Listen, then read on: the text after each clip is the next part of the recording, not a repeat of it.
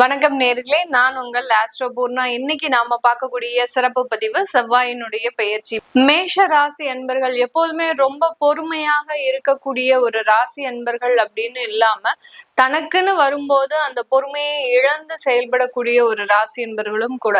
அதாவது எந்த நேரத்துல பொறுமையா இருக்கணுமோ அந்த நேரத்துல பொறுமையாக இருப்பாங்க.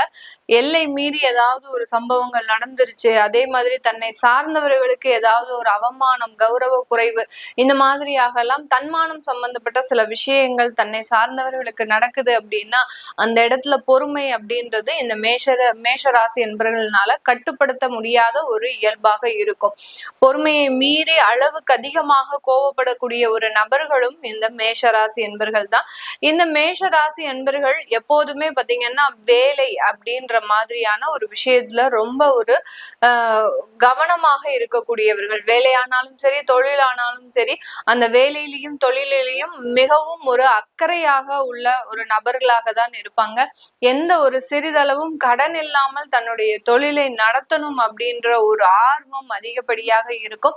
கடன் இல்லாமல் மேக்சிமம் நடத்துபவர்களும் இந்த மேஷராசி என்பர்கள் தான். இந்த செவ்வாயாகப்பட்டவர் மே மாதம் 12ஆம் தேதி மேஷ ராசிக்கு பெயர்ச்சி ஆகிறார். மேஷ ராசி அப்படின்றது பாத்தீங்கன்னா செவ்வாயினுடைய ஆட்சி வீடு, சொந்த வீடாக இருக்கு. அந்த சொந்த வீட்டுக்கு வரக்கூடிய அந்த செவ்வாயினுடைய தன்மை தனித்து செயல்படக்கூடிய ஒரு நேரமாக தான் இருக்க போகுது.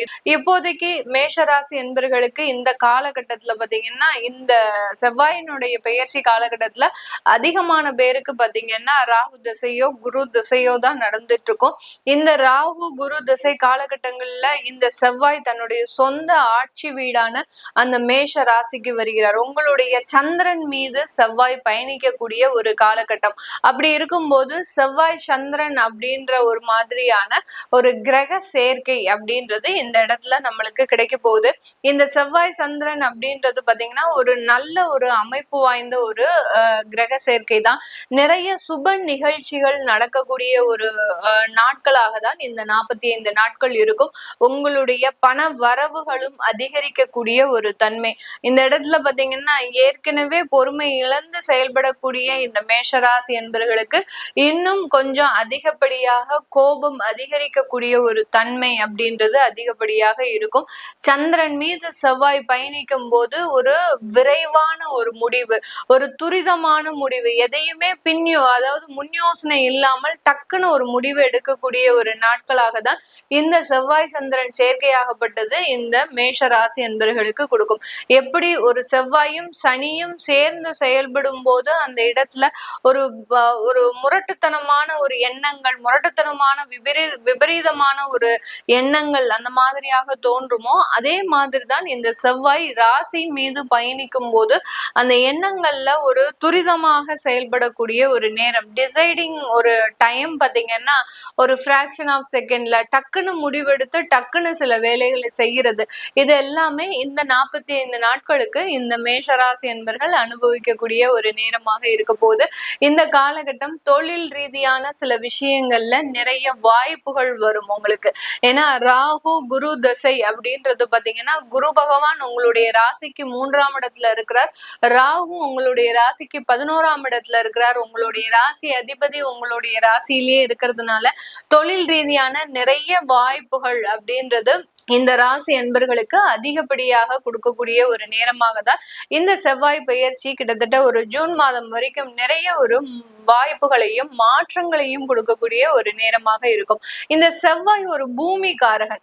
அந்த பூமி காரகனாக செயல்படும் போது இந்த மேஷ ராசி என்பர்கள் நிறைய சொத்துக்களை வாங்குறதுக்கு, ஒரு காலி மனைகளை வாங்குறதுக்கு உண்டான ஒரு அமைப்பை இந்த 45 நாட்களுக்கு இந்த மேஷ ராசி என்பர்கள் முயற்சிக்கக்கூடிய ஒரு நேரம். இந்த இடத்துல பாத்தீங்கன்னா ஒரு சொத்து வாங்கி போட்டா என்ன, ஒரு இன்வெஸ்ட்மெண்ட் பண்ணுனா என்ன, இந்த மாதிரியாக ஒரு எண்ணங்கள்லாம் அதிகரிக்கக்கூடிய ஒரு நேரமாக தான் இந்த மேஷ ராசி என்பர்களுக்கு இருக்க போகுது. அதனால அந்த சொத்துக்கள் வாங்குறதுலயும் பூர்வீக சொத்துக்கள்ல இருக்கக்கூடிய பராமரிப்பையும் ஏற்று நடத்துவதற்குண்டான சில முயற்சிகளை இந்த மேஷ ராசி என்பர்கள் முழுமையாக செயல்படுத்தக்கூடிய ஒரு நேரமாக இருக்கும். அடுத்து களத்திரக்காரகன் அப்படின்றதுதான் இந்த செவ்வாயினுடைய ஒரு அமைப்பே.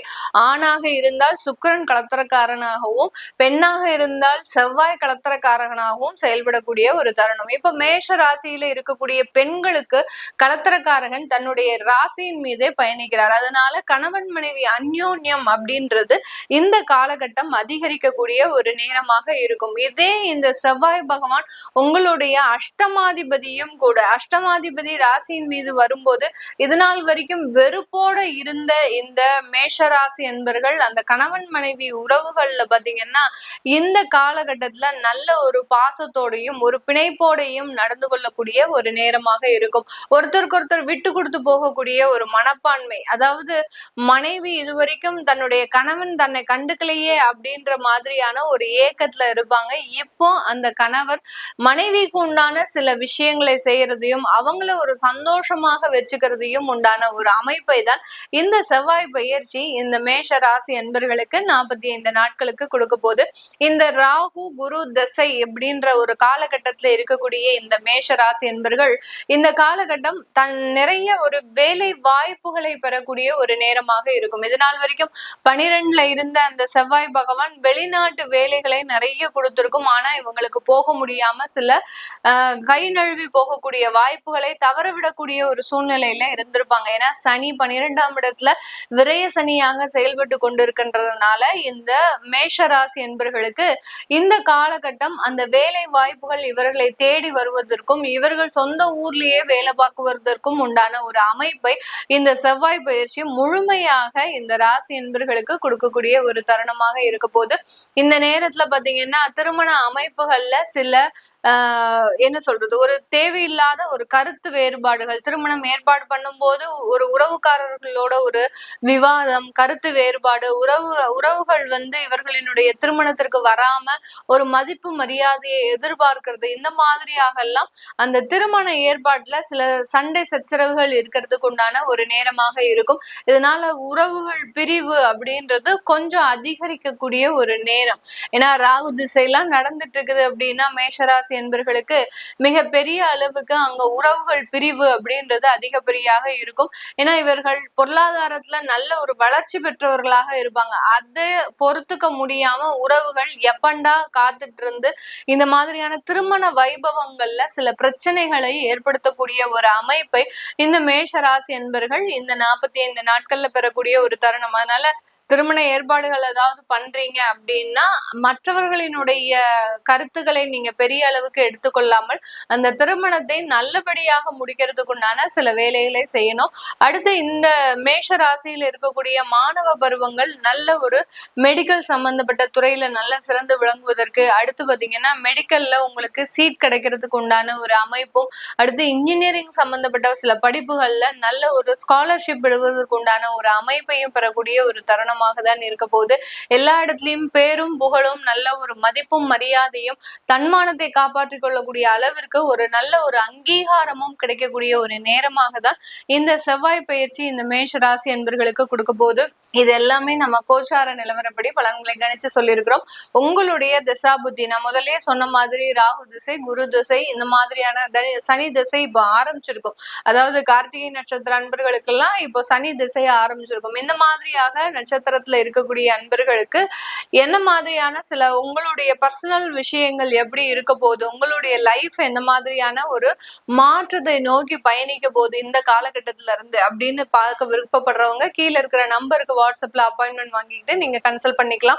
உங்களுடைய குழந்தைகளுக்கு ஜாதகம் எழுதணும், நியூமராலஜி படி பெயர் வைக்கணும்னு நினைக்கிறவங்களும் கீழே இருக்கிற நம்பருக்கு வாட்ஸ்அப்ல மெசேஜ் அனுப்புங்க. அதற்குண்டான விவரங்கள் தெரிய வரும்.